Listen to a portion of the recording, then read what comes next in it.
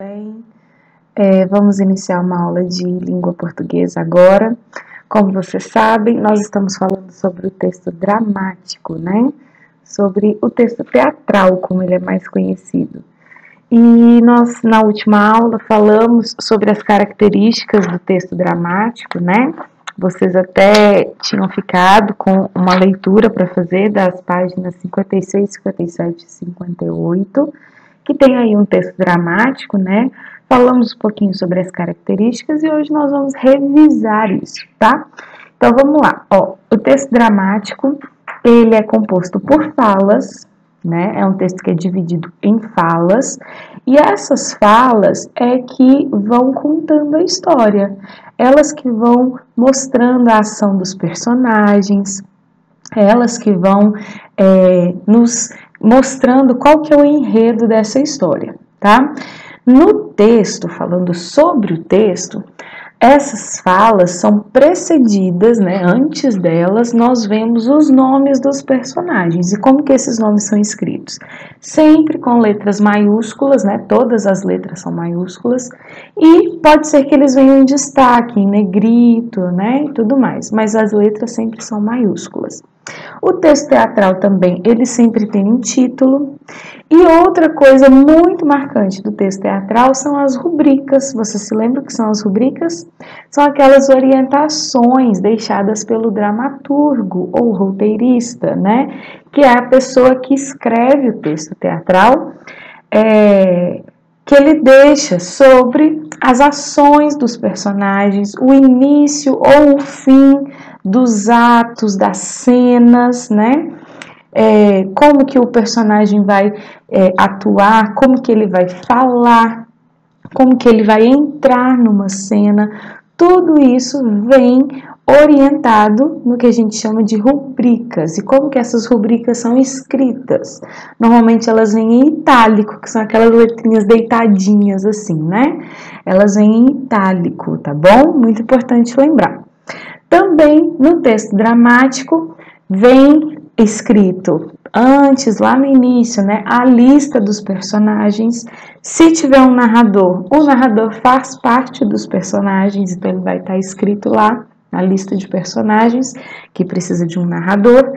E também vai vir o cenário, onde que essa peça vai acontecer, né? Como que ela vai ser encenada, em que lugar, é numa floresta, é numa casa, é numa praia, né? Para quê? Para que os produtores, né? Porque o texto teatral, ele é escrito pensando na encenação dele.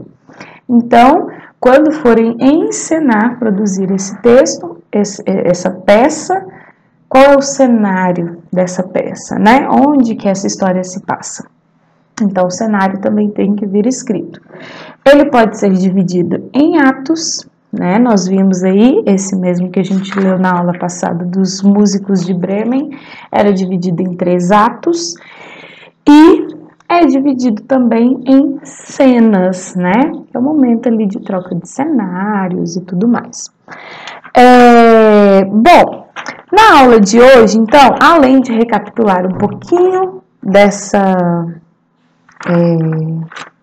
estrutura do texto dramático, nós vamos falar também dos gêneros dramáticos, né? Que é o gênero tragédia, trágico, e o gênero comédia, né? Que é o cômico.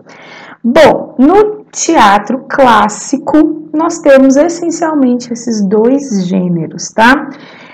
Hoje em dia nós temos muitos outros gêneros, nós temos a ópera, nós temos o musical, nós temos o gênero épico, que são aquelas histórias de heróis, né, que vão atrás da princesa e tudo mais.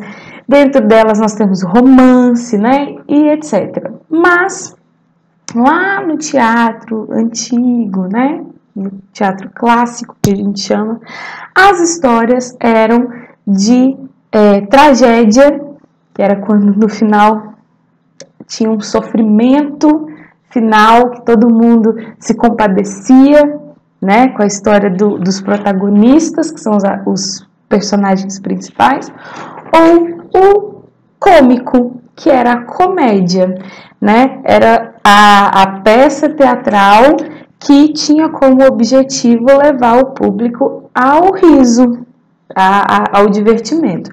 Mas não se engane, tá? Que a comédia ela é simplesmente para fazer as pessoas rirem.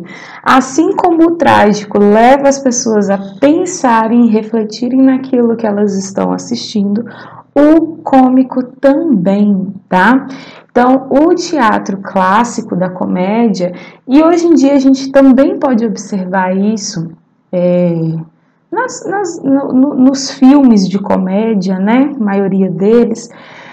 A comédia, ela sempre traz uma reflexão crítica para a gente pensar. Sabe aquela famosa frase, tô rindo para não chorar? Pois é, vem daí. Porque a comédia, ela pega algo que é um problema seja social, seja um problema econômico, né?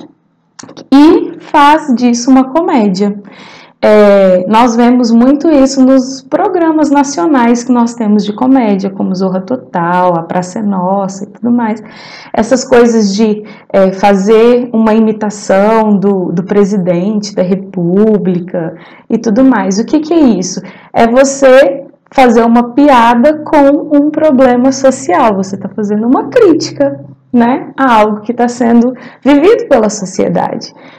E a sociedade está rindo, né? Tá todo mundo ocupado ali rindo, mas ninguém está pensando na crítica que está por trás daquilo ali. Então, no teatro clássico, a comédia ela era uma forma dos dramaturgos e dos atores fazerem uma crítica aos governos, aos reis, aos nobres, de forma que levasse eles a rirem, mas eles estavam criticando o governo, a economia, né, a saúde do povo da época.